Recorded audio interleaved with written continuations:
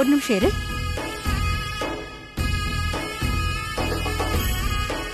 கொஞ்சம் எழுந்து இந்த பக்கம் வா.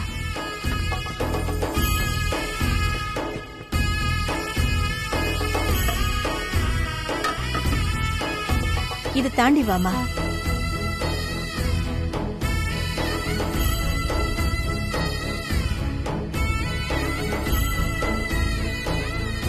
அப்பா கிட்ட ஆசீர்வாதம் வாங்கிக்கோ. நீயும் வாமா.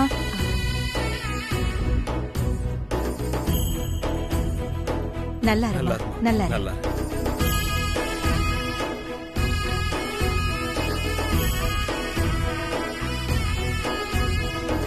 அம்மா, அக்கா என்ன பார்த்தா சந்தோஷப்படுவாள்ல?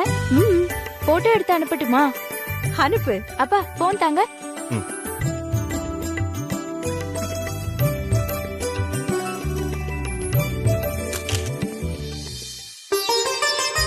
அம்மா, அப்பா நீங்களும் வாங்க வாங்க, இந்த பக்கம் வாங்க.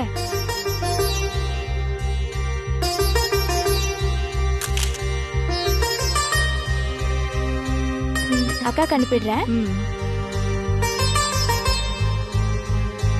போயிடுச்சு. அக்காக்கு கால் பண்றேன்.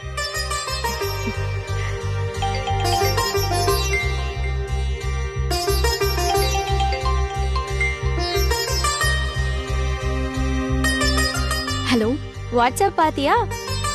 இல்லையே, இதோ பாக்குறேன்.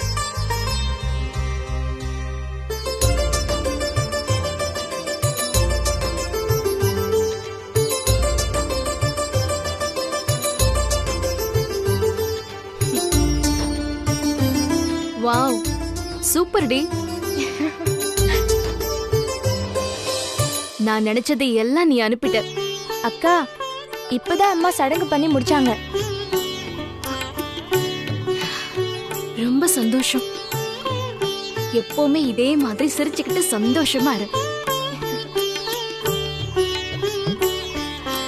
அக்கா, நீ அனுப்பின இந்த சாரி தான் நான் கட்டியிருக்கேன், பாத்தியா? ஃபர்ஸ்ட் டைம் நான் சாரி கட்டியிருக்கேன். எப்படி இருக்கு? நல்லா இருக்கேனா? பார்த்தேன் பார்த்தேன், செம்மையா இருக்கு.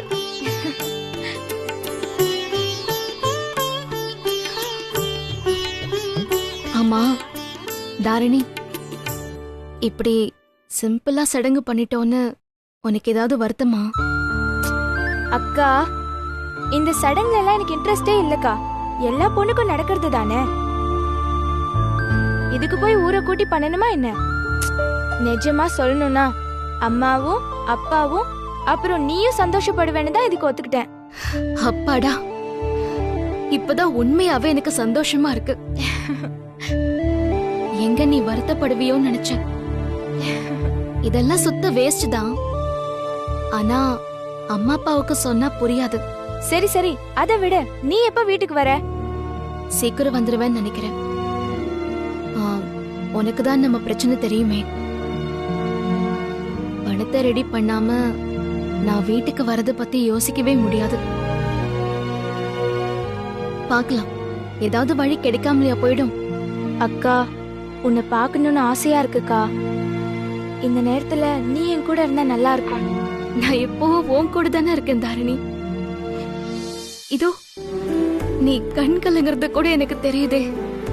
நெத்தியில கலர் கலரா பொட்டு வச்சிருக்க, ரோஜா பூ மாலை போட்டிருக்க. இதெல்லாம் உன் பக்கத்துல இருந்து நான் பார்த்துட்டு தானே இருக்கேன். இது பாரு, உன்னை பாக்குறதுக்காகவே சீக்கிரமா பணத்தை ரெடி பண்ணிட்டு நான் வீட்டுக்கு வரேன். ஓகேவா? சரிக்கா, பாய் பாய்.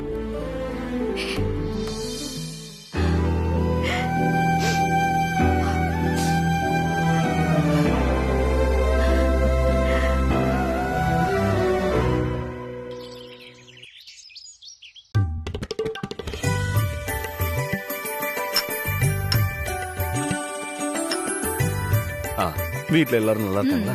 எல்லாரும் சௌக்கியமா இருக்காங்க. நீங்க எப்படி இருக்கீங்க? டாக்டரே நல்லா இருக்கீங்களான்னு கேக்குறாரு பாரு. வினய் நிச்சயத்துக்கு தான் வர முடியாம போச்சு. அதுக்காக கல்யாணத்துக்கு இன்விடேஷன் கொடுக்காம இருந்துராதீங்க. தலைக்கு மேல வேலை இருந்தாலும் வந்து தலைய காட்டிட்டு கை நினைச்சிட்டு தான் போவோம். தாய் மாமன் பங்காளி நீங்க, உங்களுக்கு சொல்லாம எப்படி கல்யாணம் பண்ண முடியும்? கண்டிப்பா வீட்டுக்கு வந்து பத்திரிக்கை கொடுப்போம். நீங்களும் தவறாம கலந்துக்கணும். ஆனா ஒரு சின்ன சிக்கல். என்ன சிக்கல்? அது ஒண்ணு இல்லைண்ணா, அந்த கல்யாணம் நின்னு போச்சு. என்னம்மா சொல்ற? வினயும் தாராவும் லவ் பண்ணிக்கிட்டு தானே இருந்தாங்க. அவங்களுக்குள்ள அப்படி என்ன பிரச்சனை? ஏங்க நம்ம காலம் மாதிரியாங்க இப்ப இருக்கு? ஆடியில காதல், ஆவணியில கல்யாணம், ஐப்பசில டைவர்ஸ்னு உலகம் எங்கேயோ ஓடிக்கிட்டு இருக்கு. இதுல ஆச்சரியப்படுறதுக்கு என்ன இருக்கு? தலைக்கு வந்தது தலைப்பாகையோட போச்சுன்னு நினைச்சுக்க வேண்டியதுதான். ஆமா அண்ணி, அப்படிதான் நாங்களும் மனசை தேத்திக்கிட்டு இருக்கோம். ம், அந்த நிச்சயம் கேன்சல் ஆனதுக்காக பையனுக்கு கல்யாணம் பண்ணாம இருக்க முடியுமா? கண்டிப்பா. அதான் நாங்க வேற அலையன்ஸ் பாத்துக்கிட்டு இருக்கோம். நம்ம பொண்ணுக்கு கூட படிப்பு முடிஞ்சிச்சுன்னு கேள்விப்பட்டேன். ஆமா ஆமா, நம்ம உறவுக்குள்ளேயே பொண்ணு எடுத்தா நல்லா இருக்குமே. அதான் உங்களுக்கு சம்மதம்னா சொல்லுங்க, மேற்கொண்டு பேச வேண்டியதை பேசலாம். இதுல என்னன்னே பேச வேண்டியது இருக்கு? உங்க வீட்டுக்கு வாக்கப்பட்டு வரணும்னா என் பொண்ணுதான் ரொம்ப கொடுத்து வச்சிருக்கணும். என்ன சொல்றீங்க? ஆமாமா, நீ சொல்றது சரிதான். நம்ம பொண்ணுகிட்ட ஒரு வார்த்தை கேட்டா நல்லா இருக்குமே. ஏங்க அதெல்லாம் தேவையில்லைங்க. நம்ம பொண்ணு என்னைக்கு நம்ம வார்த்தையை மீறி இருக்கா? சமந்தி, எங்களுக்கு முழு சம்மதம். நீங்க ஆக வேண்டிய காரியத்தை பாருங்க. அப்புறம் என்னங்க யோசனை? எங்க அண்ணனும் அண்ணியுமே சம்மதம் சொல்லிட்டாங்க. இரு வாசி, ஆரம்பத்திலேயே ஓபனா பேசிடணும். இங்க பாருமா, வினைக்கு நிச்சயதார்த்தம் அன்னைக்கு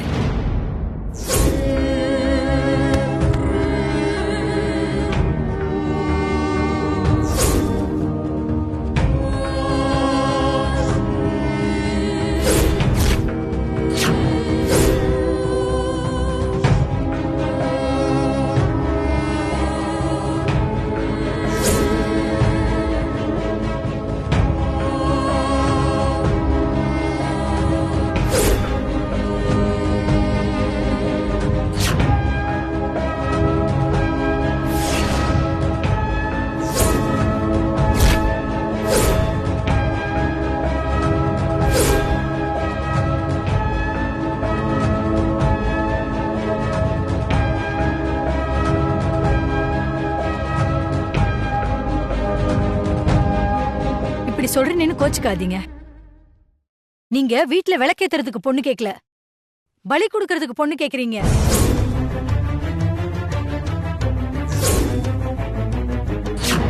நாங்க வரோம்.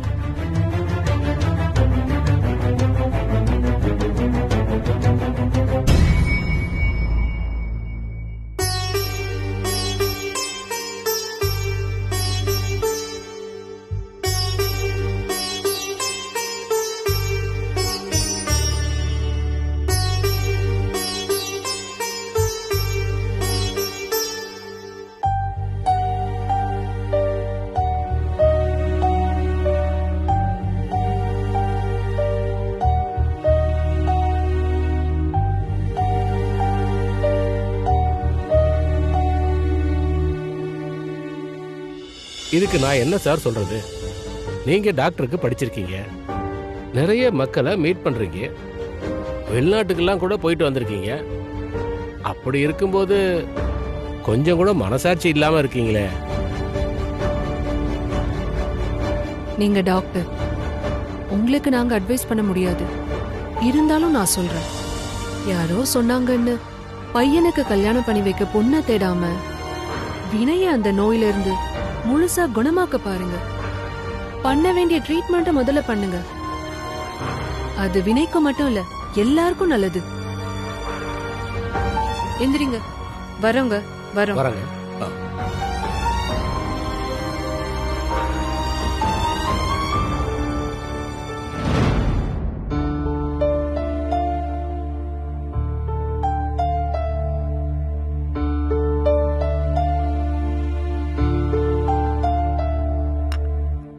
குடும்பம்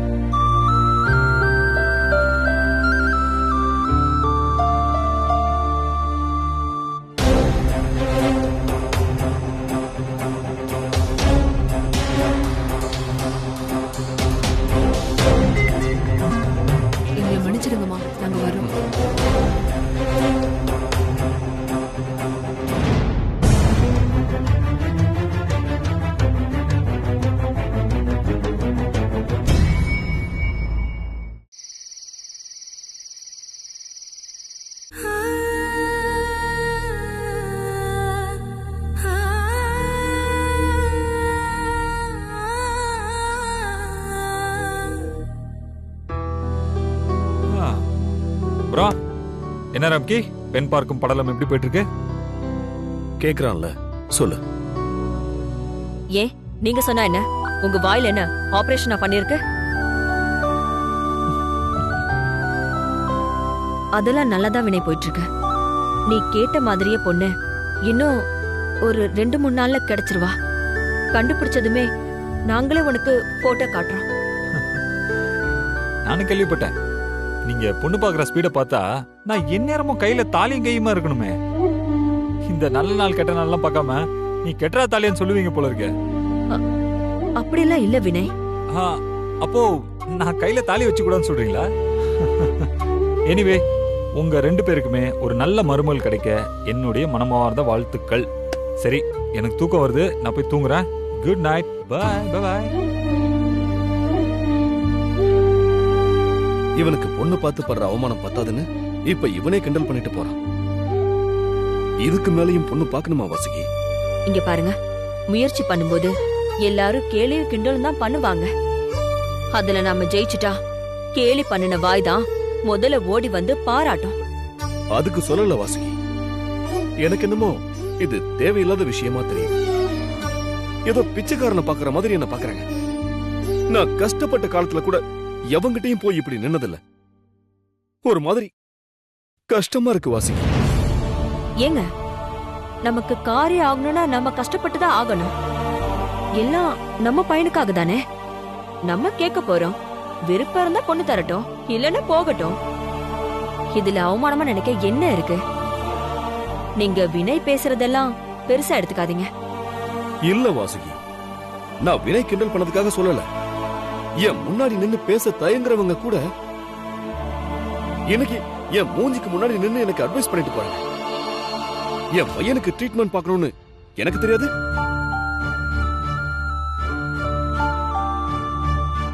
உன் பேச்சை கேட்டு நானும் தப்பான முடிவெடுத்துடணும்னு எனக்கு தோணுது.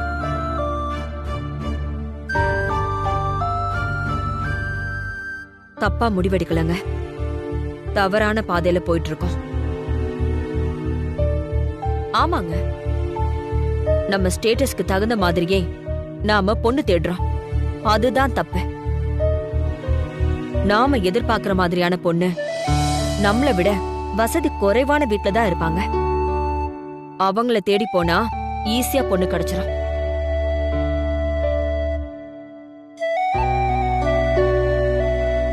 என்னங்க யோசிக்கிறீங்க?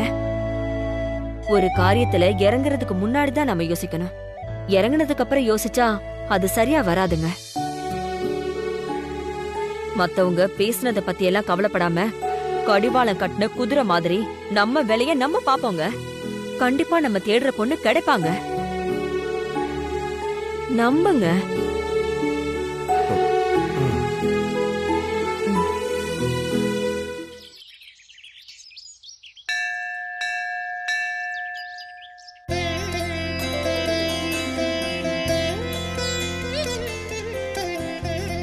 வாமா, பார்த்து ரொம்ப நாள் ஆச்சு. கொஞ்சம் வேலை சாமி. எவ்வளவு வேலை வந்தாலும் பகவானை மறந்துடக்கூடாதுமா. அது சரி. அர்ச்சனை யாரு பேருக்குமா? சாமி பேருக்கே பண்ணிடுங்க.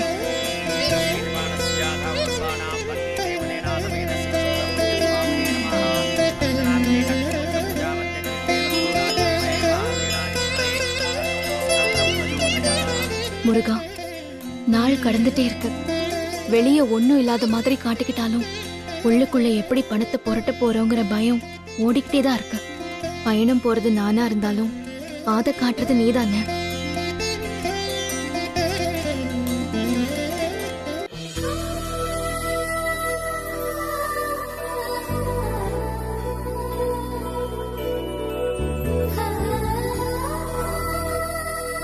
இந்தாமா, வாங்கிக்கோமா.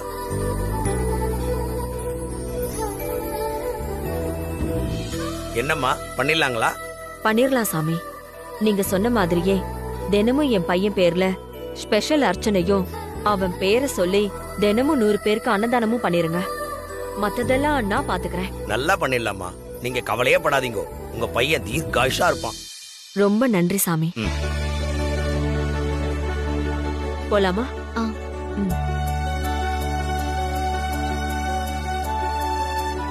அப்புறமா வேலையெல்லாம் எப்படி போயிட்டு இருக்கு? ஒன்னும் பிரச்சனை இல்லை மேடம். ம். வினய் என்னமா சொல்றான்? அவருக்கு என்ன மேடம், வழக்கம் போலதான். எப்ப கலாட்டா பண்றாரு, எப்ப சீரியஸா பேசுறாருன்னு ஒண்ணுமே புரிய மாட்டேங்குது. எனக்கே அது இன்னும் புரியாது. ஆனா இதே விஷயம்தான் எனக்கு கொஞ்சம் பயமாவும் இருக்கு. என்ன பயம் மேடம்? அவன் கல்யாணத்துக்கு ஒத்துக்கிட்டானே தவிர முழு மனசோட சரின்னு சொன்ன மாதிரி தெரியல. இதுல என்ன மேடம் டவுட்? அவரு முழுக்க முழுக்க உங்களுக்காக தான் ஒத்துக்கிட்டாரு. அதான் ஓகே சொல்லிட்டார்ல. அதுக்கு சந்தோஷப்பட்டுட்டு வேலைகள் ஆரம்பிங்க. மத்ததெல்லாம் அப்புறம் பாத்துக்கலாம். ம், அதுவும் சரிதாம்மா. பொண்ணு பாக்குற ப்ராசஸ்லாம் எப்படி போகுது மேடம்? போகுதுமா. எங்க நாம நினைக்கிற மாதிரி அது அவ்வளவு ஈஸி இல்ல போல. ஆமா. ஆனா ஒண்ணு மித்ரா, நான் இதுல இருந்து பின்வாங்க போறதே இல்ல. எப்படியும் என் பையனுக்கு ஒரு பொண்ணை பார்த்து கூடிய சீக்கிரமே கல்யாணம் பண்ணி வைக்கதான் போறேன். அவ புள்ள குட்டிங்களோட வாழ்றத பார்க்கதான் போறேன். ஏமா மித்ரா? சொல்லுங்க மேம். உனக்கு தெரிஞ்ச யாரும் வினைக்கு பொருத்தமான பொண்ணு யாராவது இருந்தா சொல்றியா?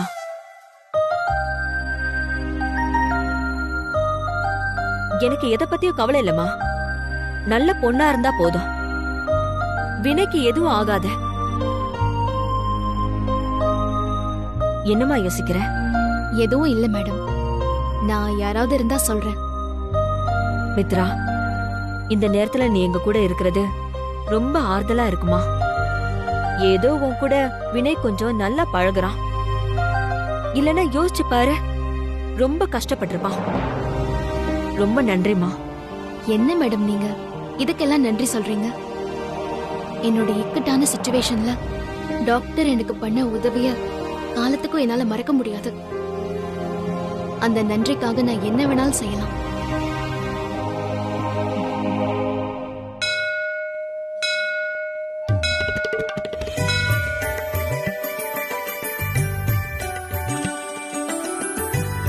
சரி மேடம், நான் கிளம்புறேன். சரிம்மா. நான் சொன்ன விஷயத்த மறந்துடாதம்மா. ஏதாவது பொண்ணு இருந்தா சொல்லு, சரியா? கண்டிப்பா மேடம். ம்.